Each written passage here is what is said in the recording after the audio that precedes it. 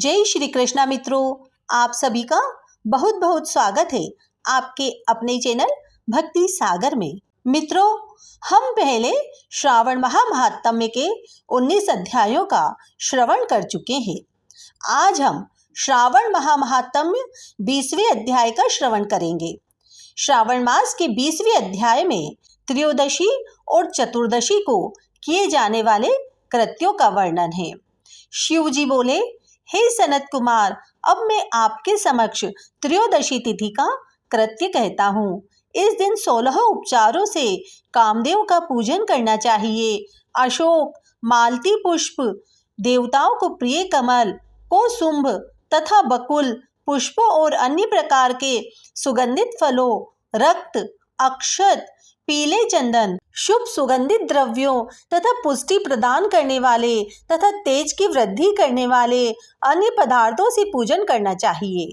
नैवेद्य और मुख के लिए रोचक तांबूल अर्पित करना चाहिए। तांबूल में चिकनी उत्तम सुपारी, खेर, चूना, जावित्री, जायफल, लवंग, इलायची, नारिकेल, बीज के छोटे टुकड़े, सोने तथा चांदी के पात्र, कपूर और केसर, इन पदार्थों को मिलाना चाहिए। मगध देश से उत्पन्न होने वाले श्वेत वर्ण, पके हुए, पुराने, दृढ़ तथा रसमय तांबूल शंबरासुर के शत्रु कामदेव की प्रसन्नता के लिए अर्पित करना चाहिए। उसके बाद मोम से बनाई गई बत्तियों से कामदेव का निराजन करें और पुनः पुष्पांजलि प्रदान करें। इसके बाद उनके नामों से प्रार्थना करें, जो इस प्रकार से है। समस्त उपनामों में सुंदर तथा भगवान का पुत्र प्रद्युम्न, मीनकेतन, कंदर्प, अनंग, मन्मथ, मार, कामात्मसंभूत, जष्टकेशु और मनोभव, कस्तूरी से सुशोभित, जिनका वक्ष स्थल आलिंगन के चिन्हों से अलंकृत है। हे पुष्प धनवन, हे शंबरासुर के शत्रु, हे कुसुमेश, हे रतिपति, हे मकरध्वज, हे पंचेश, हे मदन, हे समर, हे सुंदर, देवताओं की सिद्धि के लिए आप शिव के द्वारा दग्ध हो गए। उसी कार्य से आप परोपकार की मर्यादा कहे जाते हैं। आपके दिग्विजय करने में वसंत की सहायता निमित्त मात्र है। इंद्र दिन रात आपका मनोरंजन करने में लगे रहते हैं, क्योंकि अपने पद से च्युत होने की शंका में वे तपस्वियों से भयभीत रहते हैं। आपके अतिरिक्त दृढ़ मन वाला कौन है जो शिवजी से विरोध कर सकता है? पर ब्रह्मानंद के समान आनंद देने वाला आपके अतिरिक्त दूसरा कौन है? तथा महामोह की सेनाओं से आपके समान तेजस्वी कौन है? अनिरुद्ध के स्वामी और मलयगिरी पर उत्पन्न चंदन तथा अगरुक से श्वासित विग्रह वाले जो देवेश कृष्ण पुत्र हैं, वह आप ही हैं। हे शरतकालीन चंद्रमा के उत्तम मित्र, हे जगत की सृष्टि के कारण, जगत पर विजय के समय दक्षिण दिशा तथा पवन देव आपके सहायक है।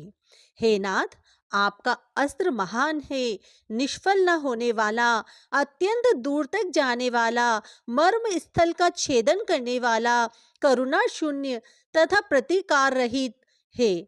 सुना गया है कि वह अत्यंत कोमल होते हुए भी महान क्षोभ करने वाला और अपने तुल्य पदार्थ को भी दर्शन मात्र से ही क्षुभित करने वाला है। जगत पर विजय करने में सहायक होने से प्रवृत्ति ही आपका मुख्य अलंकार है।